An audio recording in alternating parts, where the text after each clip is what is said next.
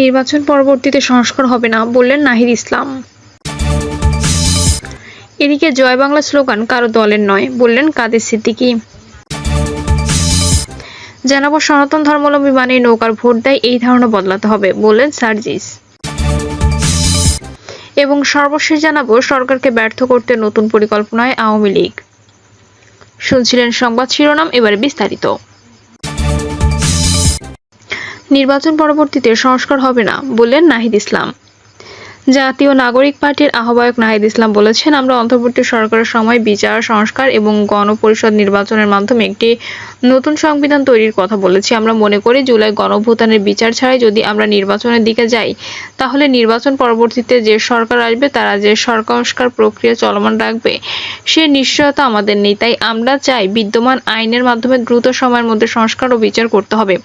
তিনি আরো বলেন, জাতীয় নাগরিক পার্টি তরুণদের উদ্যোগে গঠিত একটি রাজনৈতিক দলের জন্ম দিয়েছে যা বাংলাদেশের রাজনৈতিক ইতিহাসে নতুন অধ্যায় সৃষ্টির জন্য কাজ করছে। আমরা বলেছি রাষ্ট্রের সংস্কার হতে হবে, রাষ্ট্রের মৌলিক পরিবর্তন হতে হবে, কারণ পরিবর্তনের জন্য এই গণঅভ্যুত্থান হয়েছে। যদি সংস্কার ও পরিবর্তন না হয় তাহলে কেন এত মানুষ জীবন দিল, কেন এত মানুষ রক্ত দিলেন? আমরা দেখছি অনেকে সংস্কারকে পাশ কাটিয়ে নির্বাচনের দিকে যেতে যাচ্ছে। বৈষম্য বিরোধী ছাত্র আন্দোলনে সিরাজগঞ্জের মানুষের অবদানের প্রতি কৃতজ্ঞতা প্রকাশ করে নাহিদ ইসলাম আগামীতে সকলকে ঐক্যবদ্ধ থাকার আহ্বান জানিয়ে সিরাজগঞ্জবাসীকে অগ্রিম ঈদের শুভেচ্ছা জানান। জয় বাংলা স্লোগান কারো দলের নয় বললেন কাদের সিদ্দিকী।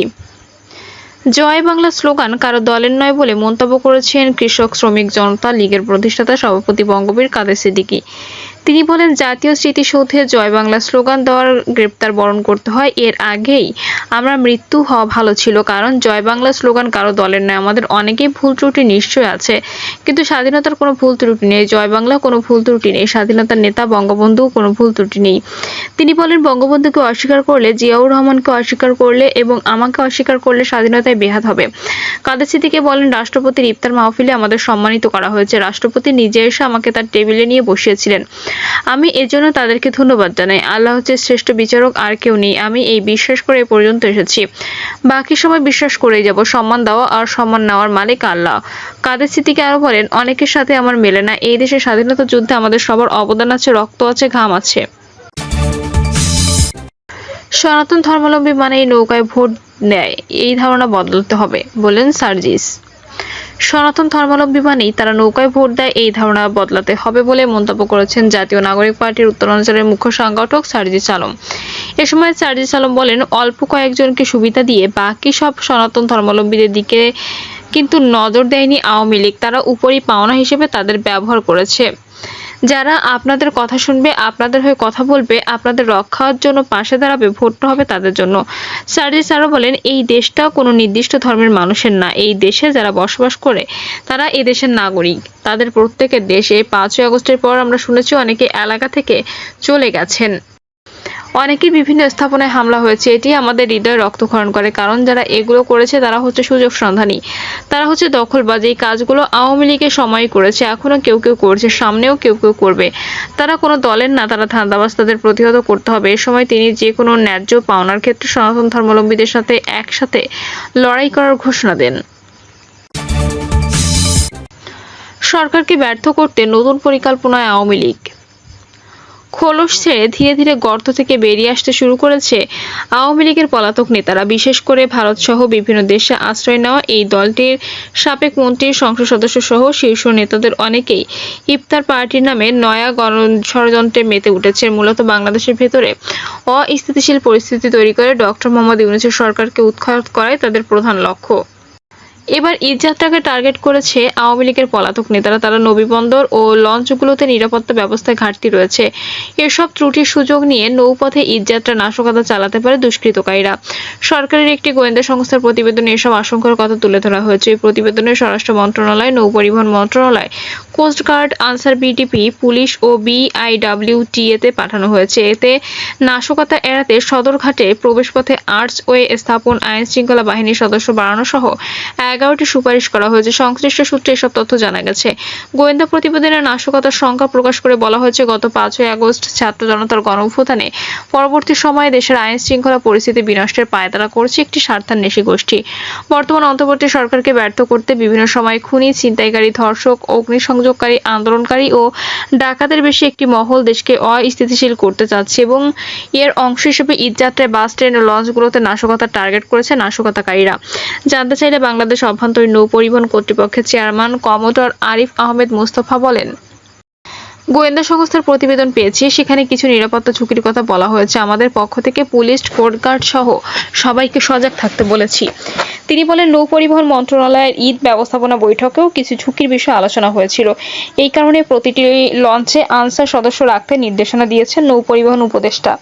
বেশিরভাগ লঞ্চ মালিকরা ওই নির্দেশনা মানছেন। নৌপথে কয়েকটি স্পটের নিরাপত্তা ব্যবস্থা নিয়ে শঙ্কা আছে। ওইসব স্পটে নৌবাহিনী, পুলিশ বাহিনী ও কোস্টগার্ড টহল দেবে। আমরা আশা করছি সবার সহযোগিতা যাত্রীরা নির্বিঘ্নে গন্তব্যে যেতে পারবেন। ঢাকা নদীবন্দর সূত্রে জানা গেছে, দেশের দক্ষিণাঞ্চলের জেলাগুলোতে এই বন্দর থেকে যাত্রীবাহী লঞ্চ চলাচল করে।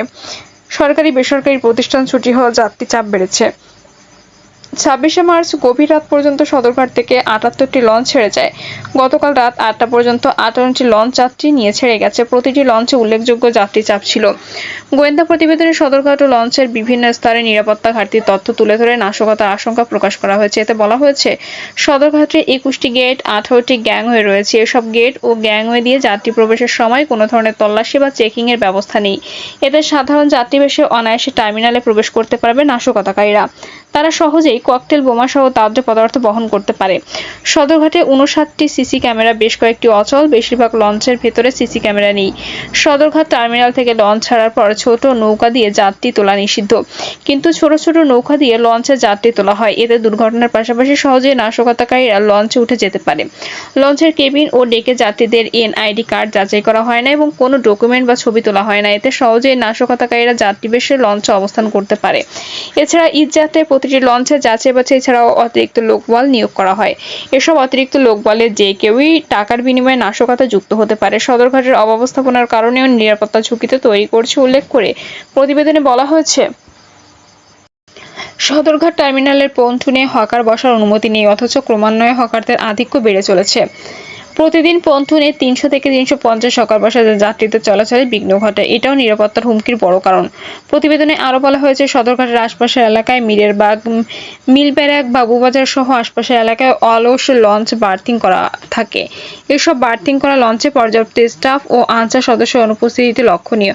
প্রতিবেদনে বলা হয়েছে, সদরঘাটে লেবারদের দৌরাত্ম্য বেড়েছে। এখানে প্রায় 400 লেবার রয়েছে।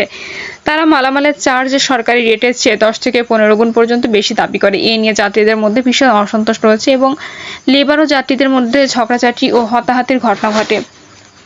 প্রতিবেদনে টার্মিনাল ও লঞ্চে অগ্নি নির্বাপন পর্যন্ত ব্যবস্থা প্রস্তুতি নেই। এছাড়া প্রতিটি লঞ্চে ইঞ্জিন রুমের পাশে গ্যাস সিলিন্ডার বা কেরোসিনের চুলায় রান্না করতে দেখা যায়, যা অগ্নি নিরাপত্তার বড় ঝুঁকি। এছাড়া লঞ্চের ধারণ ক্ষমতা অনুযায়ী পর্যাপ্ত লাইফ জ্যাকেট ও বয়া নেই। এছাড়া কিছু লঞ্চে বার্দিং এর টেকসই রশি নেই। গত ঈদ উল ফিতরে তাসটিপ 4 লঞ্চের রশি ছিঁড়ে 5 জন যাত্রী নিহত হয়।